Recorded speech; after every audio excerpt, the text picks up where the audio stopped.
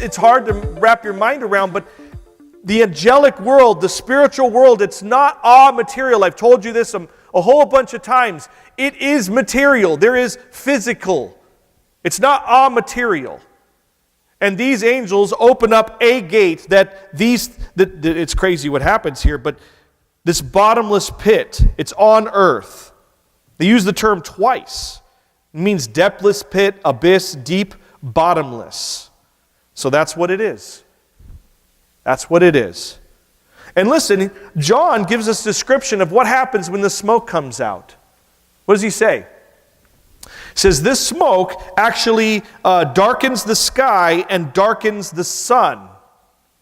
In other words, John knows how to describe when it is smoke that is causing that issue. What that tells us is that when the sun, moon, and stars were struck, it wasn't smoke.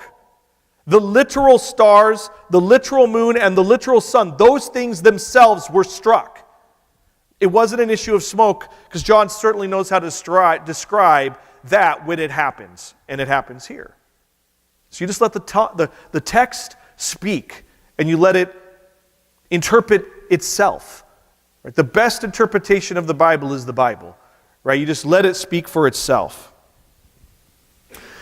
Picking up in verse 3, then out of the smoke, locusts came upon the earth. And to them was given power as the scorpions of the earth have power.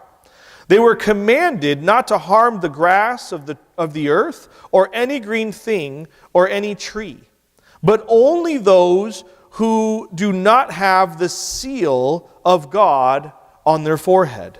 Verse 5, and they were not given authority to kill them, but to torment them for 5 months. Their torment was like the torment of a scorpion when it strikes a man. In those days, men will seek death and will not find it. They will desire to die, and death will flee from them. Now, I'll talk about these locusts in a minute, because John's going to give us a description of these locusts in the following verses. But oh my word, did you recognize what this says and the horrificness of what this says? It says they were not given authority to kill, but to torment for 5 months. 5 months. These things, these locusts, where do they come from? Out of the pit. The same pit that Legion didn't want to get thrown into. Okay? These things are in the pit. This isn't a normal thing. These aren't just locusts. This is something supernatural. This is something God is doing. And He's allowing Satan to open up this pit and release these things. Release the Kraken. You know, this is insanity. And for 5 months, these things torture. They're allowed to torture anyone they want except those with the seal. If nothing else, we know why these 144,000 Jews were sealed at this point, don't we? Because this seal protects them from this insanity. Wouldn't that make them stick out like a sore thumb? They're walking around, and these locusts, now, I'm just assuming, but there's no reason not to think this, that people can see them. I mean, if they can see the smoke, right? This is where things are getting really blurry. I think things actually got blurry when the sky was rolled back. I'm pretty sure from that point on, this division of the spirit world, the heavenly realm and the earthly realm, the divide is gone, and it's just the crossover is easy. It's there. It's wide open, and these came from the abyss. And I'm assuming, again, I say that because it doesn't say, and men saw them, so I don't have the liberty to just make that declaration, but I'm assuming they can. And they're not attacking those with the seal. Now the question would be, can they see the seal? Is the seal obvious, or is it just obvious that they're not being attacked and they're preaching Christ and no one can harm them,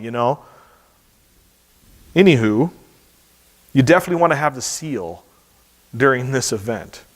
You would definitely want to be one of them. It says, in those days, men will seek death and will not find it. They will desire death, and death will flee from them. This might be one of the single most horrific verses in all of the Scriptures, especially in this time. These things can torture, not kill, and men cannot die during these days. And I would assume, again, just based off of the way this reads, during that 5-month period. During that 5-month period, men are seeking death. Take this, just flesh this out a bit. What does that mean? Well, there's a lot of ways a person can attempt to kill themselves. Jumping off a high building, using a loaded weapon, jumping in front of a bus, taking poison. The list goes on, right? Hanging yourself. And they can't die. They won't die. Well, a lot of those things have massive consequences to the physical body, right? Like you would be mangled and not die. Yeah, it's pretty clear why the angel declared this as a woe. These people will be seeking death and they cannot find it. God will not allow it. This is not a normal situation. Now, it says that these are locusts, and when you look up the word in the original language, it is the word locust. Like, that's what the word is. It's locust. And that, like we talked about before, the darkness and the blood and different things really remind us of some of those plagues of Egypt, right? And the locust, well, that kind of takes us back to the plagues of Egypt. But it is clear that these are not your run-of-the-mill garden variety locusts. That's definitely not what we're talking about here. First of all, just remember where they came from. They came out of the pit. They were in the abyss. Okay? So that's where they came from. And then this description we read in verses 7 to 11. Now, I put a picture up there of what one artist, and you could do this. Just Google locusts from Revelation. Don't do it before you go to bed. There are some scary pictures that people drew of just taking this description and trying to put it down on paper. But what was very interesting is that I found pictures of helicopters. You know that I was told at some point that some of these things were like helicopters and armies of men and things like that. Would you describe a helicopter like this? I want you to just let the text speak for itself, okay? And to recognize one thing as you're going through Revelation. This is what God is doing. This is something God is doing. This is supernatural. Everything we've seen has been supernatural. This is still something God, this is a woe. And there's some language in here that definitely continues to point back to God that we'll get to. But let's read verse 7 to 11. It says, the shape of the locusts was like horses prepared for battle.